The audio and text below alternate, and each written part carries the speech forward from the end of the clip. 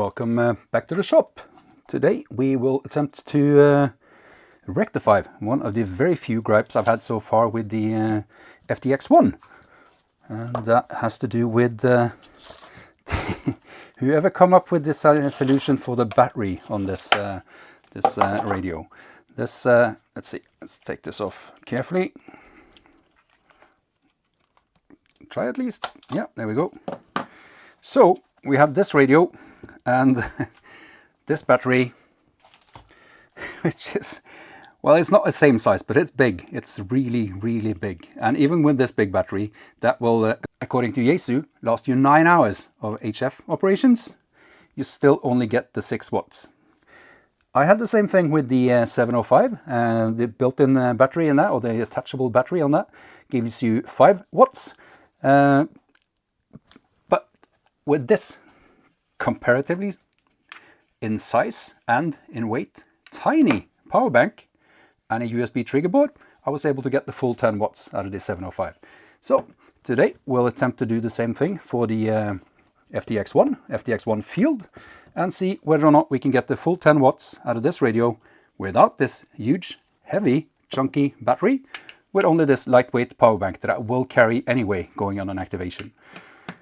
We'll do that by trying to create a trigger cable. I have here one of these little trigger boards that will connect to a power bank and ask the power bank to deliver 12 volts to these pads on the back. And Yeasu was nice enough to send along a cable that will fit in the power connector on the back side. This is, I think this is 6.3 millimeter something. It's not a particularly common standard for power plugs. So we'll use this wire, this trigger board, and see if we can get that to work. With the power bank and the 705, I've never really needed a long cable between the power bank and the radio. I've always just found that to be in the way. So we'll do the same thing here. This wire comes with a nice double fuse holders. If I were to connect to a battery, I would keep the fuses. As long as I'm connecting to a power bank with USB-C, I'm assuming that these power banks have overcurrent protections already. So I'm just going to remove the fuses. I'm thinking maybe 20-25 centimeters should be enough. So we'll cut this cable, and let's see if we can prepare some of this stuff. Then this is a shroud that's supposed to go over the, let's see if we can zoom it in a little bit. You can see a little bit more what's going on. This is a shroud that's supposed to go over this one once it's all assembled. This is meant to go over this part, so we'll try and stick this on the wire. And yeah, this is apparently it's CE approved. I'm not sure that's really important, so I'll just take that off. Labels like that, they just annoy me.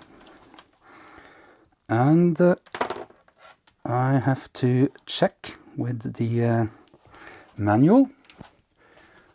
It says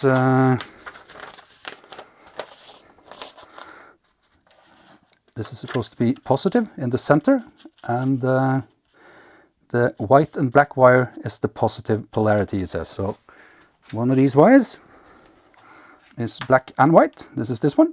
Let's see if you can see this.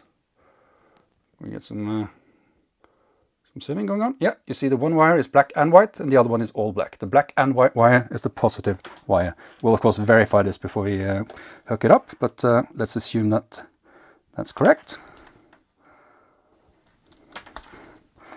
So we'll just remove a tiny bit of isolation from these two.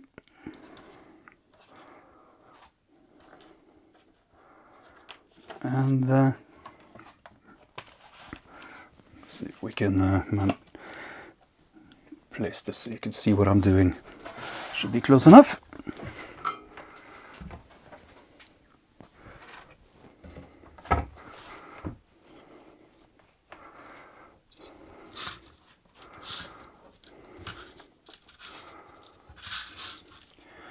We'll start by tinning the pads on the trigger board.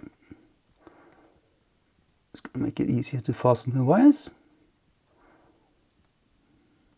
Should be all right.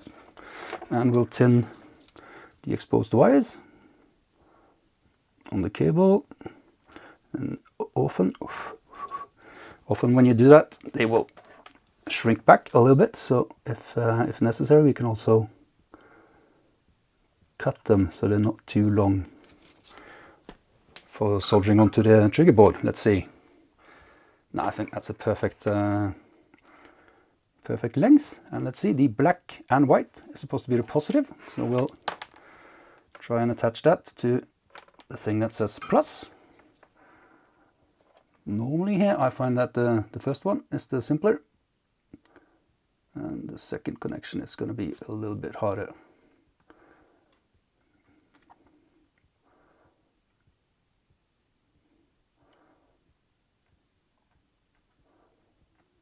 Oh well, yeah, kind of works, doesn't look too bad. I'll do the other one, and I'll move in with a close-up so you can have a good laugh at my my soldering skills.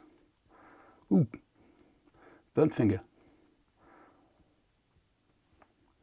There we go, and yeah, burn mark on my thumb. But I don't think that looks too bad. Let's see if we can get some focus going here. Yeah, you get a better view on the camera than I do in real life, so this might look awful, but to my eyes, this looks acceptable, I think. So let's try it. We should just should be able to just plug it in like so. The power bank notices it's there, and we can do the power meter thing. Can we get that? Yeah, without the glare. And we're supposed to have positive in the middle. So let's see. That didn't work well. That worked well. 12.04 volts. That's quite nice. That's what I was hoping for, actually. So let's see if that powers up the radio. Let's see, I'll zoom you back out. It's probably going to be easier to see. Let's put you in there, and yeah, you can see that. And let's see if it powers up. And it does. This seems to work. Yeah, if it's that simple, then let's just try and assemble the rest of the cable. And I guess we're gonna have to try this and see how well it actually works when I connect up an antenna. First of all, let's see if we can get the shroud back on, and it seems we can. And just a little bit also fits nicely. So what I'd like to do now is just see if we can get this up into focus again. There's absolutely no sort of strain relief on any of this, of course. So what I want to do is just fill this with epoxy and hope for the best. So let's try and do that. Yeah, I don't know about this. Let's assume that's been mixed well enough. I'm not sure what would be the best way of getting this in here, but I'm thinking if I manage to fill this, can you see this? Yeah, if I manage to fill this up with epoxy,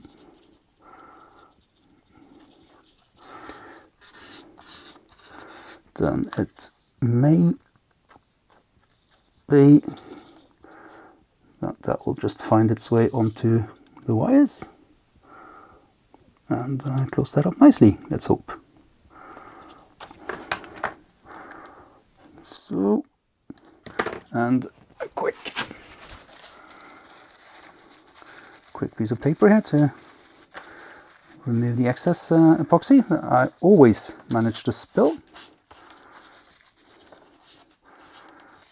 And we should have something that may work.